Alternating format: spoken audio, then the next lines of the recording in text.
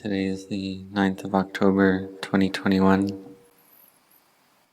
We come together with the intent to train our minds. And this mind, what we call mind or citta, is the knowing element whose function is to know sense impressions of all the various types. And a mind that has mindfulness and wisdom won't suffer. But a mind without mindfulness and wisdom, or little mindfulness and wisdom, will experience suffering. And the cause of this suffering is ignorance, craving, and attachment. Avijja, tanha, upadana. So we see that sometimes we have a lot of mindfulness and wisdom, and sometimes we just have a little. Why is this?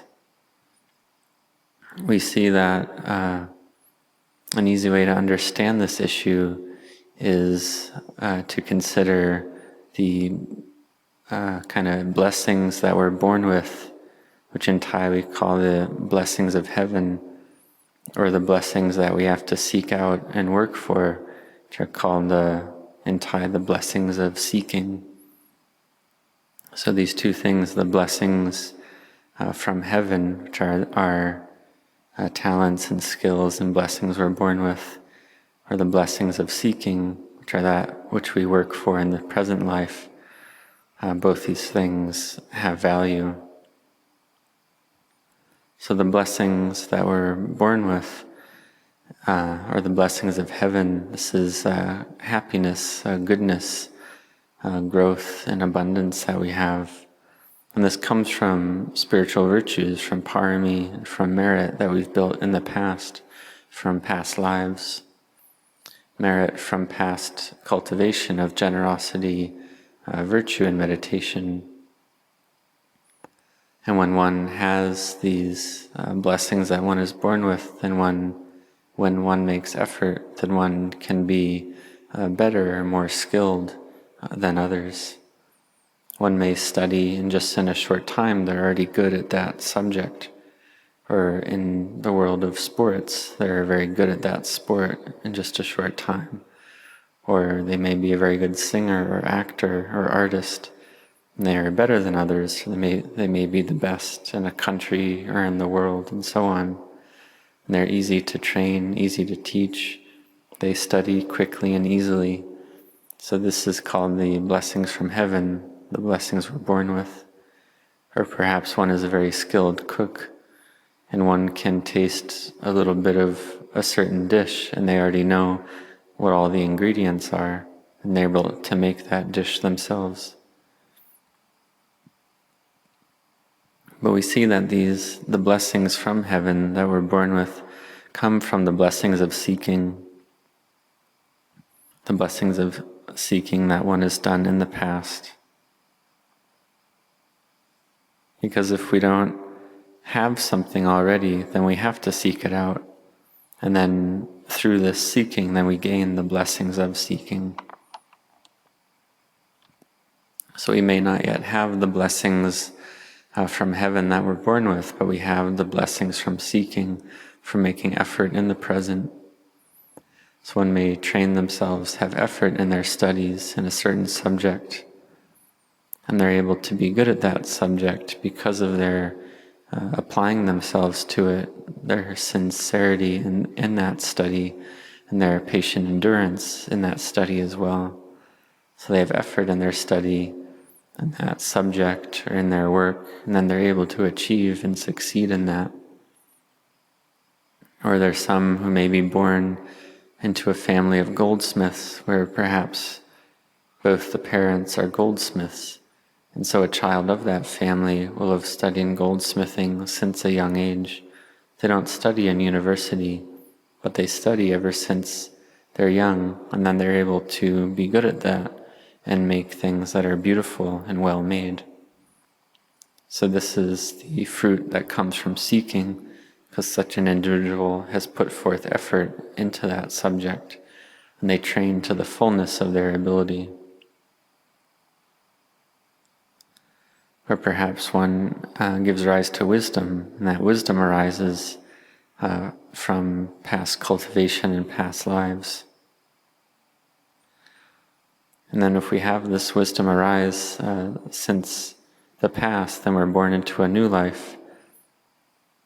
And then we have to put forth the effort of seeking to get the blessings from seeking. And then having made the effort to seek things out, then we get the blessings from heaven arise in ourselves in the present. Then we're able to study and understand easily. And such a person is considered a fortunate person, someone with good luck.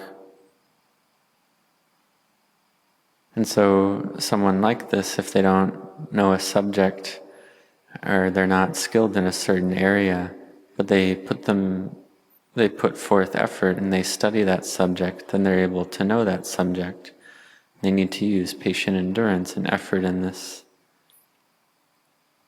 So we see that a good person or a skilled person has a high degree of effort. Even if someone has the blessings of heaven that one's born with, to become the best in the world, one must train a lot. One must train very hard until they become the best, until they become very good at that, whatever that is. So we have to understand these two elements of the blessings of heaven and the blessings of seeking. And we can see this and apply this to the realm of Dhamma practice as well. We can see, for instance, in the time of the Buddha, there are many people that realized arahantship or noble discipleship, such as stream entry. And these are individuals that were born with the blessings of heaven already in their hearts, that they had already trained their minds a lot in the past. And they'd trained themselves a lot in the past in many different lifetimes. And in those past lifetimes, it was very difficult. They put forth a lot of effort, went through a lot of trials and tribulations until they were able to achieve good results and become skilled in Dhamma practice. And they would be reborn in the heavenly realms, then come back down to be born as humans again, until their parami was full and complete. And they were able to listen to the Buddha at that point, and then realize noble discipleship, such as stream entry or arahantship, full enlightenment. So we reckon this as old parami from the past. So some people may wonder, or may think, well, if they've ordained before someone else, then why does this person who has been a monk for a shorter time, why do they have more knowledge or understanding? Or why do they see the Dhamma before us? This is because we're just looking at this present lifetime only. And in this present life, we all want to know the Dhamma, to understand the Dhamma. We all want to realize Nibbana. So we seek out a great teacher to teach us and train under. But we have to understand that one who has good mindfulness and wisdom is able to realize fruits of the practice quickly, then they have old spiritual virtues from the past. There even can be children that have a lot of spiritual virtues, and they're able to achieve more than us, or achieve more quickly than us as well. So this is an example. So therefore we must have hearts that are humble, and to rejoice and be happy with the good fortune of others, with the merit and happiness of others, to have rejoicing and happiness with those who have the blessings of heaven, the blessings that they're born with. And one with the blessings of seeking can succeed in various subjects or arts. And we can see that in the world, those who are the best in the world in various subjects or topics, they have a foundation from the past, and they put forth effort in the present, and they're able to achieve very well. So for Dhamma practitioners, those that are born with the blessings of heaven, we don't know how much they've cultivated in the past. We don't know to what degree they're born with these innate blessings from the past. But whatever the case is, those who have sincerity and really apply themselves are able to achieve results, achieve good results. If one has effort in the present, then it's not difficult, and one can realize the blessings of seeking as well. And so when we have this old merit, then we can become very excellent or skilled to the point where our parami is full. And if someone has mostly old parami and doesn't do any new parami, or they have old merit and they don't make new merit, this happens as well.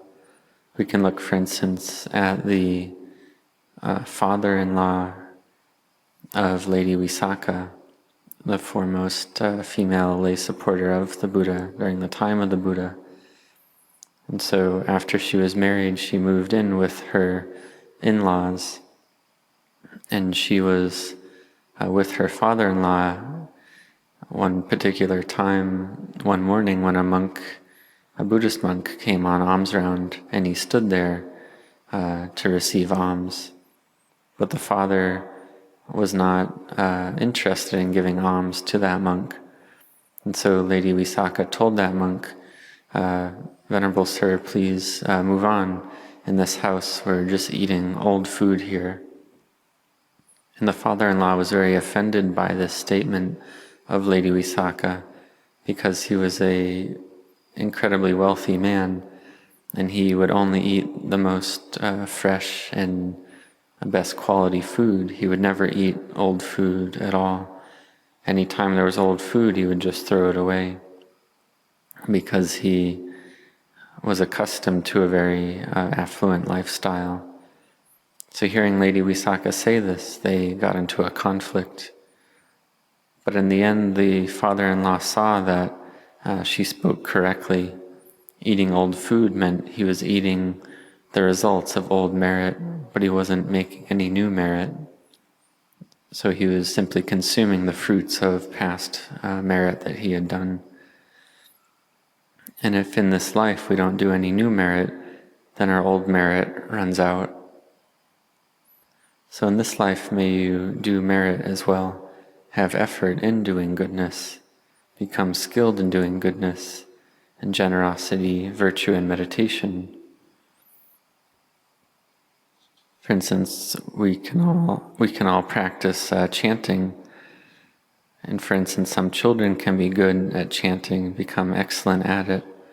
Then they grow to like that chanting. And the child can also rely on the efforts of their parents or their teacher to help them understand how to practice, how to make their minds still. And even for children, it's possible that their minds can reach stillness. So this is an old merit. And it's using this merit in order to succeed in the present. And so it's possible that parents can train their children to become still and become excellent at this.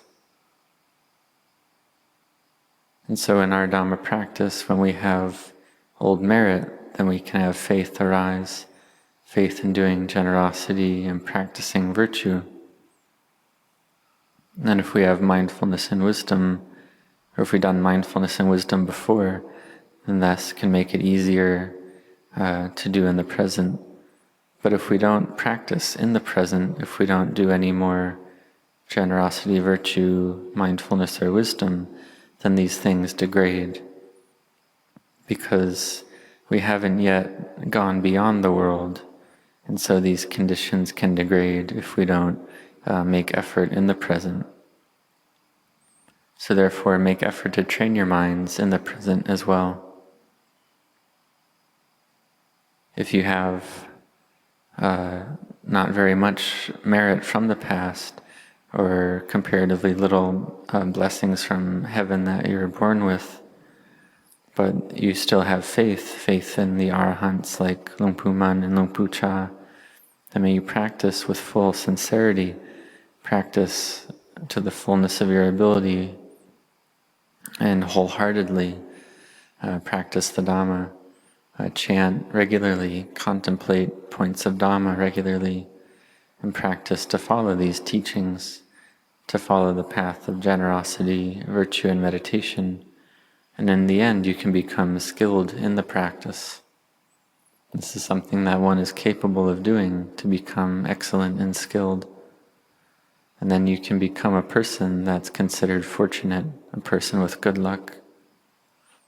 So may you train in this, have patient endurance, have effort, and don't give up, but keep putting forth effort.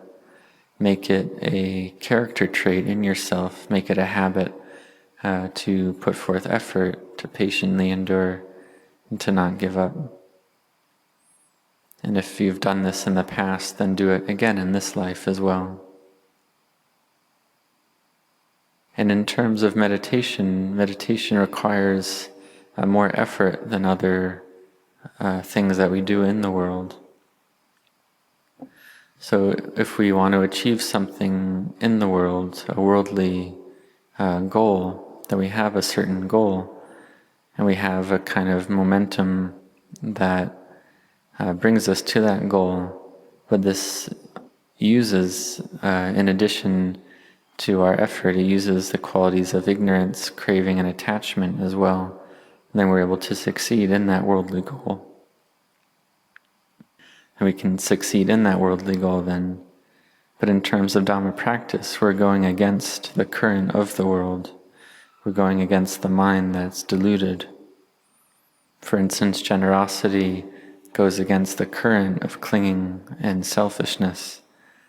And to practice virtue is even more difficult because one must patiently endure and go against the flow of all the various habits that aren't in line with sila, that aren't in line with virtue. And so these currents that we're going against are very strong currents, and it's hard to go against them. It's hard to walk against the current, which we can know from experience of walking against a strong current of water or a very strong wind. It's something that's hard to do. But we all want to go with the flow of the Dhamma, to see the Dhamma. And to see the Dhamma means that one has practiced against the flow of the world, against the current of the world. And so this is something that's harder to do than worldly things. It's harder to do than normal. So therefore we have to have a lot of patient endurance, a lot of effort, a lot of mindfulness, more than we usually require. And this uses a lot of patient endurance as well. It's something that's not easy to do. So we see that the blessings of seeking and the blessings of heaven, we see how they're different. And these blessings, they come from old merit, the blessings of heaven that we're born with. It's easy to study. We get this kind of happiness, which is, we can call a heavenly happiness. We feel this happiness already, and so it's not difficult, or it doesn't feel difficult. But in the beginning, in order to get the blessings of heaven, we have to get the blessings of seeking first. The blessings of heaven is like having food in front of us already. It's easy, we just pick it up and eat it. This is for someone with merit from the past, who has the blessings of heaven. But someone who's in a difficult situation, who's born with seemingly little blessings from the past or blessings of heaven, and they're in a hard situation, they're able to achieve and progress in their life just the same. They have to have effort without ceasing, patient endurance without ceasing, and to have effort, which is what Luang Pu Cha taught, to have effort without stopping. They need to practice the seeking to get the blessings of seeking. They need to seek out and work, seek out material wealth, seek out wisdom. And the seeking, if we keep doing it, then in the end, if we practice and have effort without stopping, then we must reach our goal. We must know and see the Dhamma in the end. So therefore we contemplate all materiality and mentality as impermanent, stressful, and not self, in order to let go. And this is knowing and seeing the Dhamma.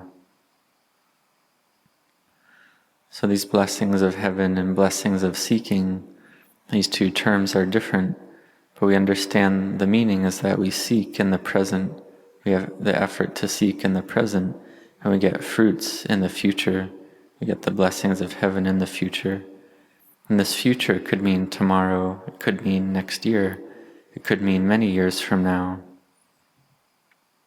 And so these blessings from heaven are blessings that we receive from seeking, from effort that we've done in the past, from the blessings of seeking that we've done already. And this way we're able to become the best. So may you be intent in this. May you all succeed and set your hearts in this practice.